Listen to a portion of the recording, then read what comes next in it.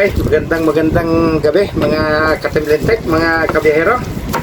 So magbubukas po tayo ng ating pong in-order sa Shopee.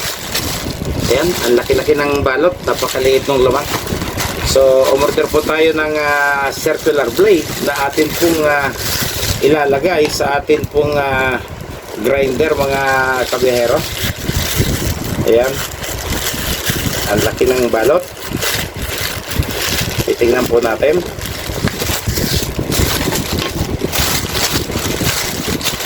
Ayun, ito lang po yung kanyang laman, circular saw blade.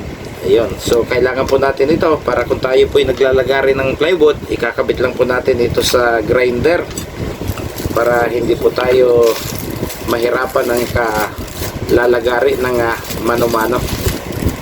Ayun, tama naman, numero 4. Tatlong po yung ngipin, 30 teeth. So ilalagay po natin ito sa ating grinder. Ayun.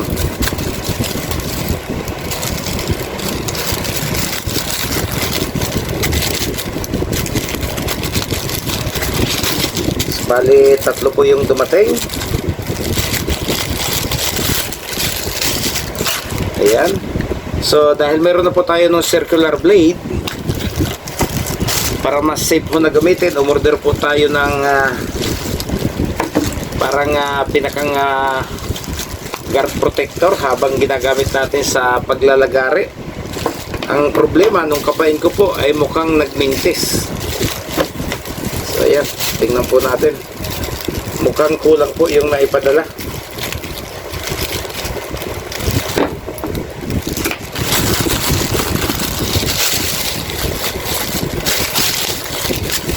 So ito lang po yung dumating. Wala ho yung kanyang guide base.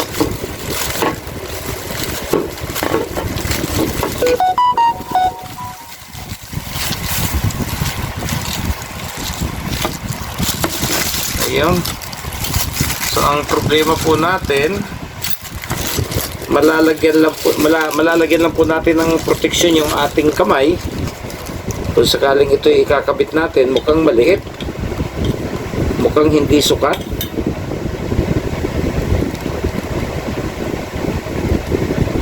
Halos 0-0. So ang problema, yung pong ating in-order ay dapat mayroon pong base dito na siya pong pinakang magiging guide habang naglalagari po tayo ay nakalapat po doon sa surface ng ating lalagariin. So ang mangyayari, ito po ikakabit na lang natin doon sa maliit kong grinder para magkaroon po siya ng protection sa ating kamay kapag atin pong ginagamit. Ayun. So umorder po tayo ng bago na magkakaroon po ng base na lalapat po doon sa surface ng kahoy na atin pong lalagariin, mga kabiyahero. Ayan, mukhang maliit ang sukat. Pero sabi naman nila, standard daw ito. Kaya lang, wala nga yung base, kaya obligado magpapalit po tayo. Order po tayo ng bago. Ayan. So itong pangatlo, ano ba ito?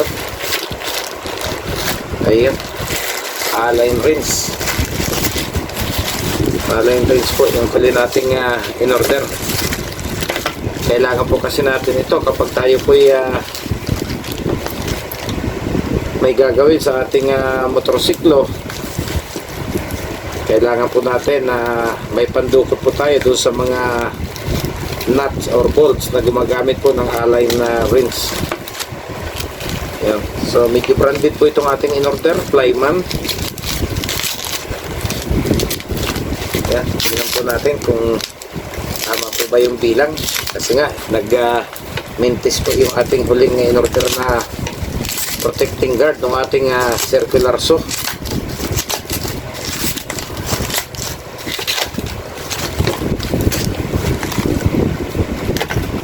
Tingnan natin kung ilang piraso.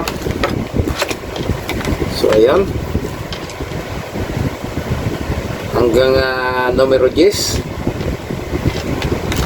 So 1, 2, 3, 4, 5, 6, 7, 8, 9. So siyam na piraso. So ito tama naman po sa ating in-order itong align rinse na ito, mga kabiyahero. 4, 3, 2.5, 2, 1.5, number 10, number 8, number 6, at number 5. So yan po yung mga sizes na talaga pong gamitin sa ating paggagawa ng ating motorsiklo. So itong Flyman, sabi US made. Yan. Flyman is a registered trademark. Yan. MSDE, and then made. Mali pa ba sa spelling?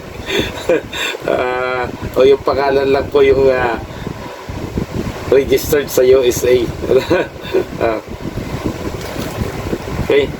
So kahit pa paano kompleto, maliban nga po dito sa ating protecting guide, yung base guide kapag tayo po ay maglalagari, mga kabiyahero. Pero sa kabuhan, yun lang po yun ang nagmintes. So order na lang po tayo dahil kailangan ko rin naman po yung isa na yun. Pero sana malaki na sana ang tipid at pwede nang hindi umorder lang bago at pwedeng tanggal-tanggalin na lang naman pag gagamitin ay grinder.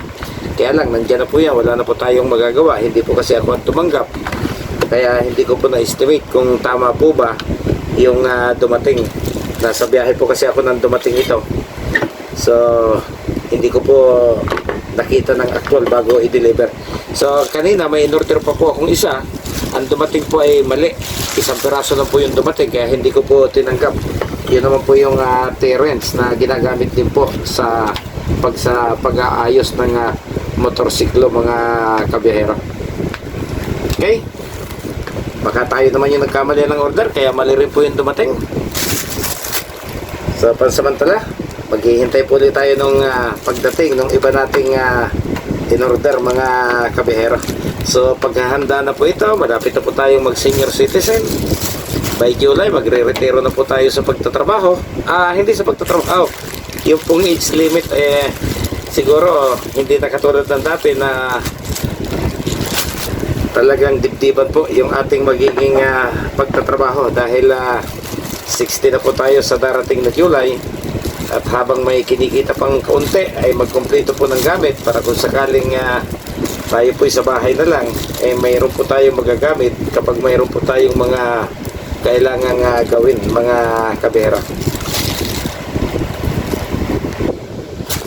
Okay, pansamantala, yan lang po muna. Bye-bye!